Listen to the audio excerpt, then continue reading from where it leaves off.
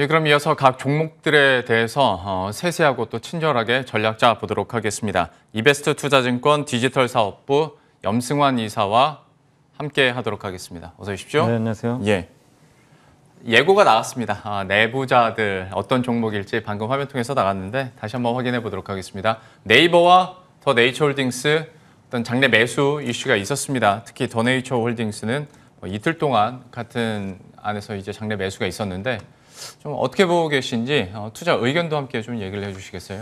일단 이제 네이버도 주가 좀 많이 올랐는데, 그러니까 제가 이제 이틀치 좀 찾아봤더니만 사실 내부자 거래가 그렇게 뭐 눈에 띄는 건 사실 없었고, 그래도 이제 두 개의 기업이 그래도 이제 좀 잘 알려진 기업이니까 한번 좀 소개를 해드리면, 네이버는 이제 그러니까 직책은 좀 책임 리더라고 좀 돼 있더라고요. 그래서 네. 임원분이신 것 같은데 7월 7일 날 이제 49주를 41만 2천 원에 좀 매수를 했고, 물론 이제 주가 좀 올라왔어요. 올라왔기 때문에 뭐 여기서 여러분들이 뭐 네이버를 뭐 이제 와서 여기서 뭐 추격 매수하실 필요까지는 없겠지만, 조정이 나온다면 한 40만 원, 만약에 한 뭐 42만 원, 41만 원까지 나중이라 조정이 나온다면 그 가격대에서는 한번 매수할 수 있는 어떤 이제 근거가 될 수는 있을 것 같아요. 왜냐면 뭐 네이버나 카카오가 영원히 갈 수는 없거든요. 과거에도 보면 보통 한 1, 2개월 이렇게 급등 나오고 나서 또 한 3, 4개월 옆으로 횡보하다가 좀 주가 좀 더 빠지기도 하고, 그런 기간 조정을 보이면서 또 계속 올라가는 모습들이 나왔기 때문에 차후에라도 네이버가 좀 빠져주는 모습이 나온다면 요 레벨대에서는 한번 그 매수를 해보시면 좀 좋을 것 같고, 사실 임원들이 이렇게 높은 가격에서도 자기 주식을 산다는 건 그만큼 회사의 성장성을 좀 좋게 보고 있다라는 그 증거인 것 같아요. 그리고 요즘에 카카오가 이제 좀 부진하다 보니까 네이버 주주분들은 좀 기분이 되게 또 좋으실 것 같아요. 왜냐하면 카카오 갈 때 막 시총 그 3등까지 뺏길 정도로 맞아요. 굉장히 좀 그 네이버 주주분들은 되게 좀 그 아쉬운 부분들이 좀 있었을 텐데, 또 최근엔 다시 한번 또 역전이 나오면서 네이버가 좀 월등히 강한 그런 모습인데, 결국 이제 카카오 같은 경우는 이제 다음 달 초에 카카오뱅크 이제 상장이 있거든요. 그러다 네. 보니까 상장에 대해서 뭐 논란들이 좀 있죠. 뭐 비싸다, 뭐 아니다, 여전히 성장 가능성이 있다, 이런 얘기들이 있는데, 상장 전까지야 뭐 괜찮을 수 있는데 상장 이후에 역시 그 지분 희석에 대한 좀 우려감은 좀 있으니까, 카카오가 이제 다음 달에 카카오뱅크 상장 이후에 어떤 흐름을 보일지는 한번 좀 지켜보시면 좋겠고, 상대적으로 네이버는 좀 그런 이슈가 없잖아요. 없기 네. 때문에 자회사 분할 이슈가 지금 전혀 없는 상황이고, 유일하게 그때 이제 물적 분할 한번 했던 회사가 네이버 파이낸셜이라고 있거든요. 그 기업이 이제 미래에셋에서 지분 투자를 좀 받았었는데, 과거에 아직까지 뭐 상장을 한다거나 뭐 그런 일정은 전혀 없는데, 카카오페이가 지금 가치가 12조 원 정도로 지금 평가받는데, 네. 네이버 파이낸셜은 지금 아직은 뭐 가치 평가가 어느 정도라고 정확히 안 나와 있지만 그 정도 가치는 충분히 받을 만한 그 여력은 좀 된다라고 생각하거든요. 근데 그렇게 본다라면은 네이버의 가치가 그만큼 또 올라갈 수도 있는 거기 때문에 좀 최근의 주가 상승은 좀 굉장히 좀 타당하다. 그리고 내년도에 이제 일본 쪽에서의 성과가 나올지 모르겠지만, 제가 봤을 때는 네이버는 내년이 정말 중요할 것 같아요. 왜냐하면 어차피 올해는 투자거든요. 계속 뭐 이렇게 투자를 하는데, 내년부터는 뭔가 좀 성과가 나와야 되는데, 과연 진짜 일본에서 점유율이 올릴지, 또 한국에서도 쿠팡이나 이베이 코리아를 이제 그 앞서면서 계속해서 좀 치고 나갈지, 그거는 내년에 좀 달려 있는 것 같아요. 네. 그래서 일단은 내년까지는 한번 좀 계속해서 혹시 보유하고 계신 분들은 들고 가는 전략도 좀 필요할 것 같습니다. 예. 네이버에 대해서 많이 오르긴 했습니다만 한 41만 원에서 2만 원대는 다시 한번 좀 접근 가능하지 않을까라는 얘기도 들어봤고요. 투자 의견도 이렇게 정리하겠습니다. 이어서 더 네이처홀딩스 얘기해 보도록 하겠습니다. 예전에 내셔널 지오그래픽 관련해서 또 얘기를 해주셨던 기억이 있는데, 현 시점에서 이 종목에 대해서는 좀 어떻게 판단하고 계세요? 더 네이처홀딩스는 이제 그 박 상무님께서 7월 8일하고 7월 9일날 지금 71,100원하고 그다음에 이제 74,400원 정도에 좀 매수를 한 것으로 지금 나와 있습니다. 그래서 주가는 뭐 그 가격대에서 조금 이제 오른 정도인데 뭐 큰 변동 없는 것 같아요. 그러니까 더 네이처홀딩스도 사실은 이제 그 국내에서는 이제 대표적인 브랜드 회사죠. 그러니까 네. 사실 디즈니 브랜드죠. 이 더 그 내셔널 지오그래픽 이제 브랜드를 따와가지고 마치 그 MLB 브랜드를 따온 그 FNF처럼 네. 비슷한 좀 사업들을 하고 있는데, 여기서 지금 워낙 좀 성과가 지금 잘 나오고 있습니다. 그래서 이런 브랜드형 그 이 패션 그 의류 회사들이 뭐 코로나가 물론 이제 아직도 확산은 되고 있지만, 코로나가 또 이렇게 잠잠해졌을 때 굉장한 또 매출 성장을 보였기 때문에 장기적으로 성장하는 거는 크게 의심할 필요는 좀 없을 것 같고요. 다만 여기서 뭐 더 네이처홀딩스를 뭐 임원이 샀기 때문에 무조건 사야 된다 이건 아니고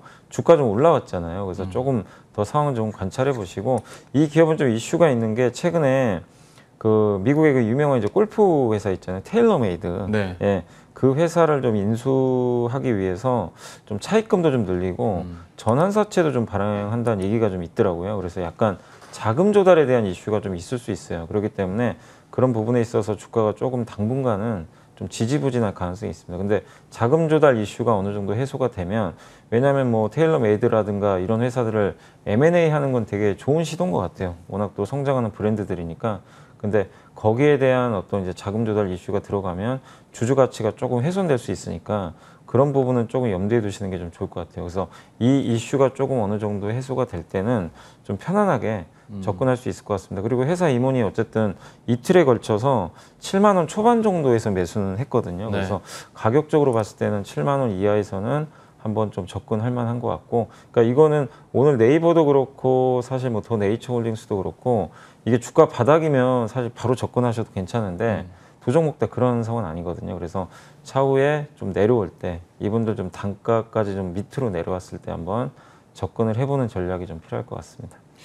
네이버와 더 네이처홀딩스에 대해서 투자 전략적인 부분도 마지막에 얘기를 해주셨으니까요. 관심 있으신 분들은 참고하시길 바라겠고요. 이어서 개장 전 체크 포인트는 어떤 걸 꼽으셨는지 화면 통해서 확인해 보겠습니다. 어제 오늘 아무래도 어떤 부품주 얘기를 자주 하게 되는 것 같습니다. 반도체 PCB 업체 2분기 호실적 군계 일항이라고 했는데 어떤 포인트 두고 계신 겁니까? 일단 이제 가장 못 오른 섹터가 올해 들어와서 저번에 이제 바이오가 한번 있었고 그리고 유독 좀 약했던 섹터가 IT 하드웨어라고 있습니다. 그러니까 네.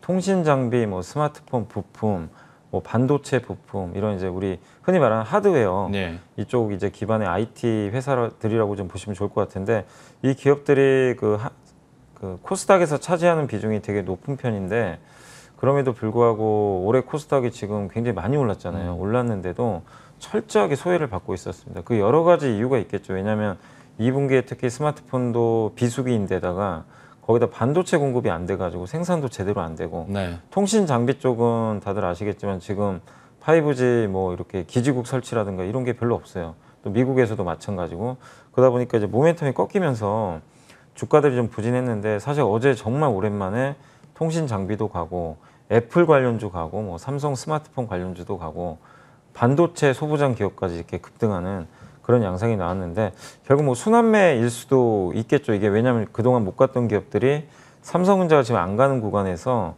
매일매일 이렇게 순환매를 이제 보이면서 급등을 좀 계속 이어가고 있거든요. 그런 관점으로 보면 우리가 사실 뭐 IT 하드웨어를 여기서 뭐 구조적으로 올라가는 그러니까 구조적으로 올라간다면 또 굉장히 적극적으로 좀 타이밍을 잡아서 사야 되는데 또 사실 그런 부분 업종마다 좀 다르겠지만 구조적인 성장이 아닌 기업들도 분명히 있거든요. 그래서 이 투자 전략 세우기가 좀 어려운 상황인데 제가 오늘 말씀드리는 거는 구조적으로 그래도 성장할 수 있는 그런 기업들에 대해서 좀 말씀을 드리려고 좀 가져왔고 이게 사실 대신증권에서 나왔던 이제 보고서인데 이 여러 가지 IT 하드웨어가 있는데 반도체 PCB 업체를 좀 한번 주목을 해보자. 네. 이런 내용입니다. 그래서 2분기에 이제 반도체라는 게 뭐 당연히 아시겠지만 이제 공급이 잘 안 돼가지고 2분기는 좀 부진할 것으로 좀 예상을 하고 있는데 반도체 PCB 쪽은 그래도 그렇게 실적 자체는 나쁘진 좀 않을 것 같고요. 특히 반도체 칩 사이즈가 조금씩 이제 확대가 되면서 이 반도체 그 PCB입니다. 기판이죠. 이 반도체가 들어가는 기판 같은 경우 층수가 증가를 하게 되고 이걸 멀티화라고 하더라고요. 그 다음에 이제 회로 선폭이 이제 작아지면서 미세화된다고 하는데 그래서 굉장히 이걸 만들기가 쉽지가 않아요. 그러다 보니까 단가는 올라갑니다. 근데 이제 이 기판 사업이라는 게 아무나 할 수 있는 게 아니거든요. 특히 반도체 기판. 그러니까 스마트폰에 들어가는 기판도 있고 반도체에 들어가는 기판이 있는데 특히 스마트폰 기판 같은 경우는 삼성전기나 LG노텍이 돈이 안 돼가지고 철수해 버렸어요. 그래서 어제 코리아 서키트가 급등했는데 이제 몇몇 업체 안 남았거든요. 그래서 이제 경쟁사가 없어지면서 수혜를 받지만 그쪽은 구조적으로 성장하는 쪽은 아니거든요. 근데 진짜 돈 되는 데는 반도체 패키지 그중에서도 비메모리 쪽인데 이쪽은 거의 삼성전기가 지금 우리나라에서 독주를 하고 있거든요. 그래서 이제 반도체 패키지 기판인데 이게 종류가 두 가지예요. 뭐 그렇게 어렵지 않은 게 그러니까 FG 그 CSP라고 해가지고 요건 되게 작아요. 그래서 어디 들어가냐면 모바일 쪽에 들어가는 네. 거고, 그 다음에 FC 그 BGA라는 그 칩이 있습니다. 이거는 그 PC에 들어가요. 주로 이제 컴퓨터나 아니면 이제 그 데이터 센터에 들어가는 약간 이제 크죠. 근데 이쪽에 대해서 이거는 사실 삼성전기만 하고 있거든요, 지금.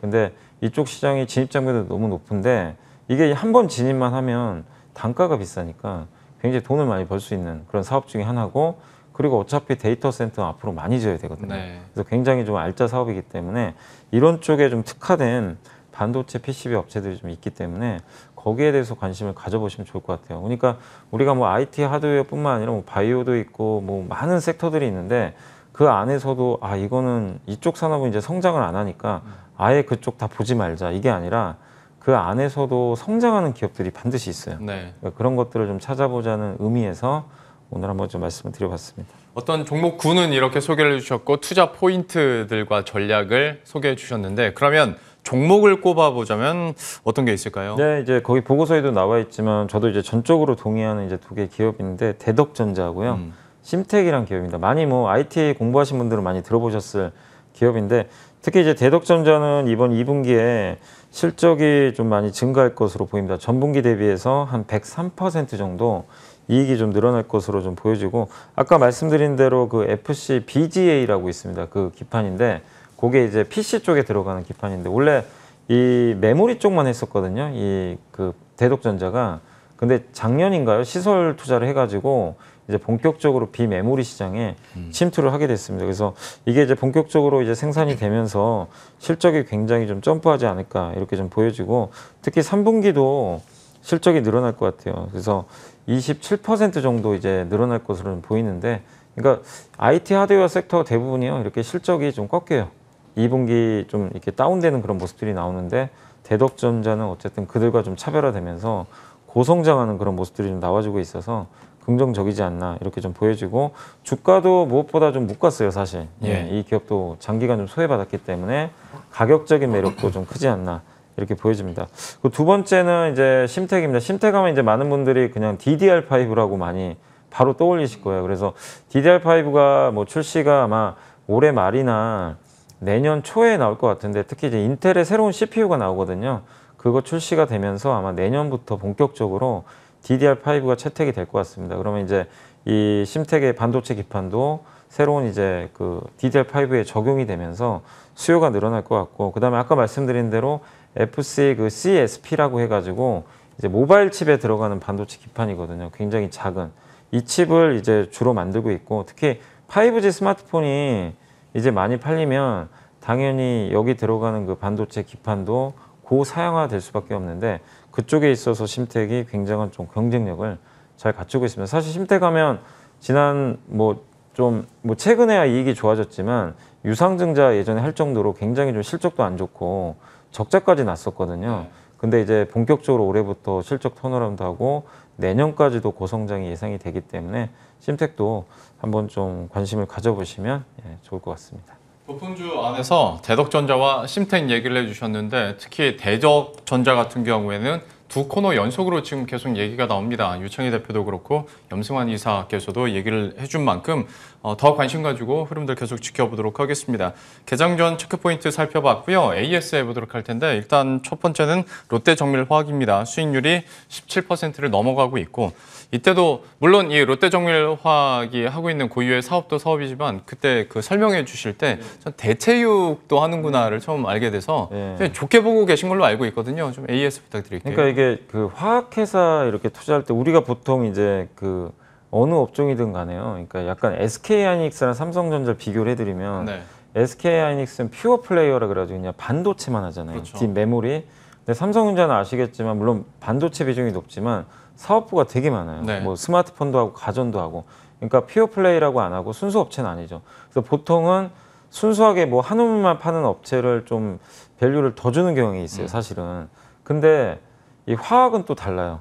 화학은 아시겠지만 롯데케미칼이나 대한유화 같은 경우는 순수하게 석유화학 위주로, 그러니까 그 원유를 뭐 정제해가지고 나프타를 이용해서 에틸렌 만들고 이런 이제 식의 플레이를 하는 걸 우리가 순수 석유 화학 업체라고 하는데 유독 이제 이 화학 쪽에서는 그런 업체들보다 특수 화학을 좀 만드는 그러니까 한마디로 가장 여러분들이 그 떠올리시면 가장 쉬운 기업이 SKC입니다. 예. SKC도 원래 피오라 그래가지고 그 순수 석유화학 제품을 원래 만드는데 요즘에 뭐죠? 다 이제 사람들이 전지박으로 알고 있잖아요. 동박. 그러면서 밸류에이션이 엄청나게 올라갔어요. 근데 롯데정밀화학도 마찬가지예요. 본업은 석유화학이 맞아요. 그 ECH라고 예전에 한번 설명해드렸는데 이 가성소다랑 이 두 개 가격 여전히 올라가고 있고 본업도 좋은데 역시 아까 이제 앵커님 말씀대로 셀룰로스라는 이제 대체육 소재가 있고 하나 더 있는 게 이제 친환경 소재인 그 암모니아. 예. 암모니아도 국내 생산 1등 업체입니다.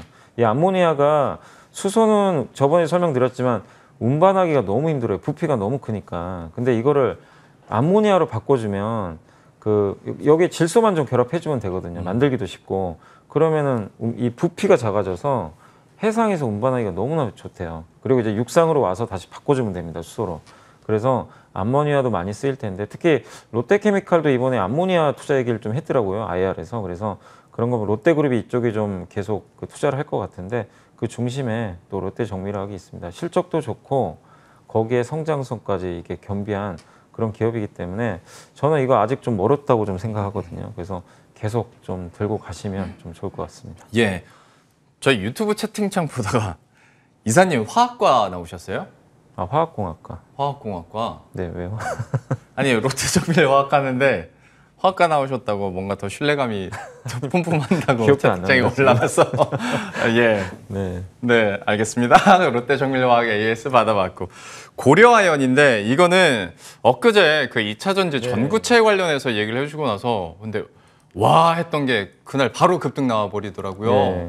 이거는 이사님께서도 좀 고민이 있을 것 같아요. 뭐 이틀 동안 이렇게 급등을 해버리면 이건 어떻게 해야 됩니까? 근데 이제 그날 가져온 이유가 사실 이제 그 LG화학하고 전구체 한다고 이제 그 전날 이제 공시가 나왔잖아요. 이제 그 뉴스가 나왔는데 뉴스가 나오고 나서 이제 이게 사실 미리 올랐으면 저도 뭐 굳이 언급을 안 해드렸을 것 같은데 주가가 전혀 반영이 안 돼 있어요. 그러니까 뭐냐면 제가 그날도 말씀드렸던 이유가 지금 시장의 주도 섹터가 가장 센 게 2차 전지 중에서 소재업종이에요. 네. 근데 소재주들이 다 날라갔습니다. 근데 고려아연도 아직 만들진 않는데 그 전지박 있죠. 아까 SKC가 하는 그거 사업을 하고 있거든요. 지금 공장 짓고 있어요. 내년 아마 하반기부터 생산될 것 같더라고요. 근데 그걸 하는데도 아직 안 만들었다는 이유만으로 전혀 가치가 반영이 안 돼 있었고 거기에 LG화학하고 이제 양극재 원료인 전구체까지 한다고 하니까 이거는 사실은 여러분들이 딱 봤을 때 이제 모멘텀이 생긴 거죠. 그러니까 주가라는 게 장기간 횡보하다가 뭔가 결정인자가 생겨야 주가 딱 위로 튀거든요.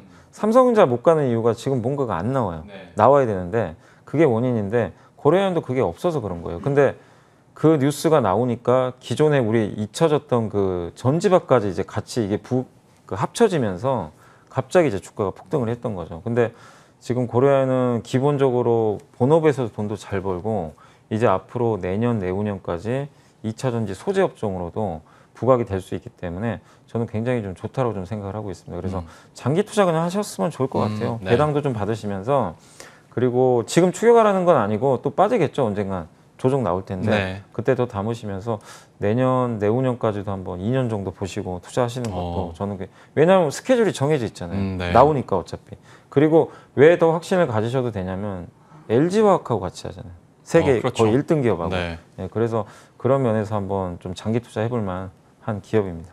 2년이라는 기간과 또 진짜 계획된 스케줄 그리고 모멘텀이 확실하다면 고려아연 같은 경우는 오히려 뭐 빠져도 네. 오히려 더 살 수 있는 기회로 활용하셔도 될 만큼 확신을 갖고 또 얘기를 해주셨으니까 관심 있게 지켜보도록 하겠고요. 마지막으로 오늘 시장 전략 좀 마무리하도록 하겠습니다. 어떻게 보십니까? 일단 이제 그 시장은 그 IT가 좀 반격이 어제부터 시작은 됐어요. 근데 물론 이제 오늘 또 미국의 필라델피아 반도체는 좀 빠졌죠. 네. 근데 TSMC가 워낙 좀 급락해서 그런 것 같고 한국 증시에 미친 영향은 좀 제한적인 것 같고요. 어제 보니까 삼성전자가 어쨌든 간에 8만 원을 또 턱걸이를 했는데 잘 버텨주는 모습이 나왔고 그 외에 주변 IT 업종이 그동안 그렇게 못 갔는데 어쨌든 이제 회복이 됐습니다. 이게 의미하는 거는 이제 더 이상 IT 업종에 대해서 이제 불안감을 갖지 않고 있다는 또 증거이기도 하니까 IT가 이렇게 회복을 해주면 증시가 한 단계 더 레벨업 될 수도 있는 거거든요. 그래서 급하게 올라가진 않겠지만 결국 IT의 반격으로 인해서 시장은 더 단단해졌다. 그래서 여러분들이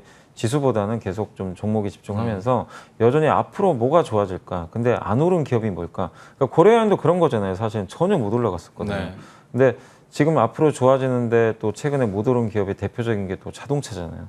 자동차도 좋아 보여요, 맞아요. 솔직히. 지금 전혀 지금 못 가고 뭐 파업 이슈 때문에 좀 눌려 있는데 그런 기업들 적절히 담으시고 그다음 어제 그 라면 기업들 폭등했잖아요. 네. 그러니까 라면도 사실은 어떻게 보면은 언젠가는 가격 인상을 안 할 수는 없어요. 그 오뚜기가 13년 동안 가격 인상을 못했다는 건 네. 사실 억울할 수도 있을 것 같아요. 아니 다른 회사들은 다 가격 올리는데 무슨 라면이 무슨 죄진 것도 아니고 네. 솔직히 13년은 좀 심하긴 했죠.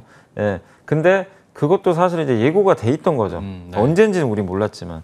근데 그런 기업들을 저가에서 좀 기다리셨던 분들이 어제 좀 웃으셨을 것 같긴 한데, 그러니까 지금은 그런 기업들을 좀 찾아보세요. 주가가 철저히 못 간 기업들.